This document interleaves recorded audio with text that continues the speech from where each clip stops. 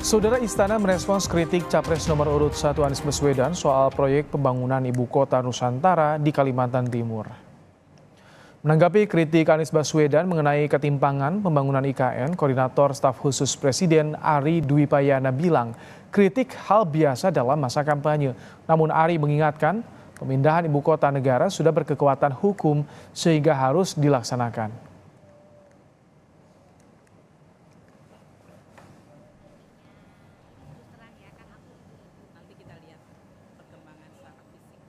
Ya, ini negara demokrasi ya, negara demokrasi, dan kita tahu saat ini masa kampanye pemilu, jadi pendapat politik, janji politik itu pasti akan muncul ya dalam masa kampanye pemilu.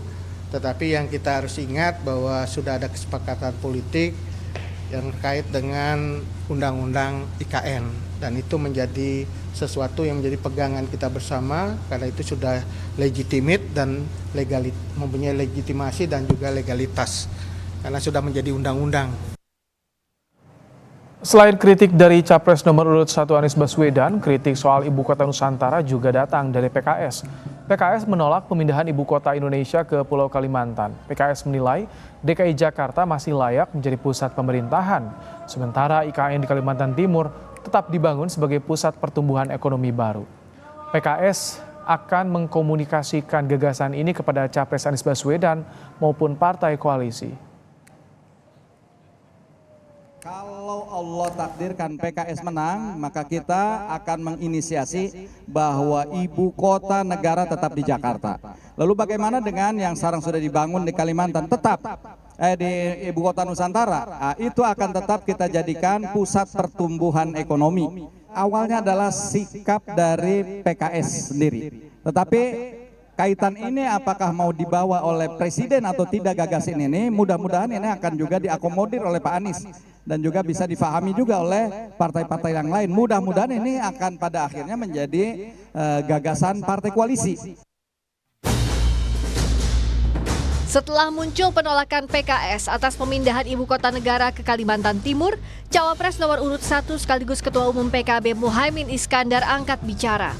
Menurut Caimin, ia masih mendukung pembangunan ibu kota Nusantara karena IKN sudah dipayungi undang-undang sehingga pembangunan harus dilaksanakan. Soal sikap PKS yang menolak pemindahan ibu kota, Caimin bilang tiap partai punya sikap sendiri-sendiri. Itu otoritas partai masing-masing. Mari kita beri kesempatan semua berpikir, tapi intinya dinamika biasa. Tapi PKB punya komitmen yang sama, Gus? PKB sampai hari ini masih yakin bahwa undang-undang IKN itu harus dilaksanakan. Pekan lalu di Forum Gagas RI, Capres pasangan Caimin Anies Baswedan mengkritik proyek pembangunan IKN yang ia nilai akan menimbulkan ketimpangan baru. Anies bilang untuk memeratakan pembangunan seharusnya membangun kota kecil menjadi menengah dan menengah menjadi kota besar. Ketika tujuan membangun kota baru dan ibu kota baru adalah dengan alasan pemerataan, maka itu tidak menghasilkan pemerataan yang baru. Mengapa? Karena itu akan menghasilkan sebuah kota baru yang timpang dengan daerah-daerah yang ada di sekitarnya. Kalau mau meratakan Indonesia, maka bangun kota kecil menjadi menengah, kota menengah menjadi besar di seluruh wilayah Indonesia.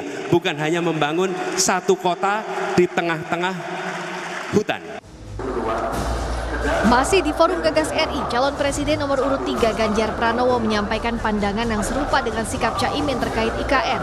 Kata Ganjar, ia akan melanjutkan proyek IKN. Alasannya, ia akan menyalahi aturan jika tidak melaksanakan undang-undang. Harus lanjut. Kenapa? Karena itu sudah menjadi undang-undang. Kalaulah kemudian ada sesuatu yang hari ini kurang, maka kalau Prof. Mahfud bilang tadi, oke, kita perbaiki. Kalau ada sesuatu yang sudah berjalan, cepat kita dorong. Karena sudah menjadi undang-undang. Bagaimana seorang pemerintah yang disumpah menggunakan kitab suci untuk menjalankan peraturan perundang-undangan yang berlaku dan kemudian mengatakan tidak menjalankan sesuatu yang menyalahi aturan. Kritik soal IKN ditanggapi enteng oleh Cawapres nomor urut 2 Gibran Rakabuming Raka.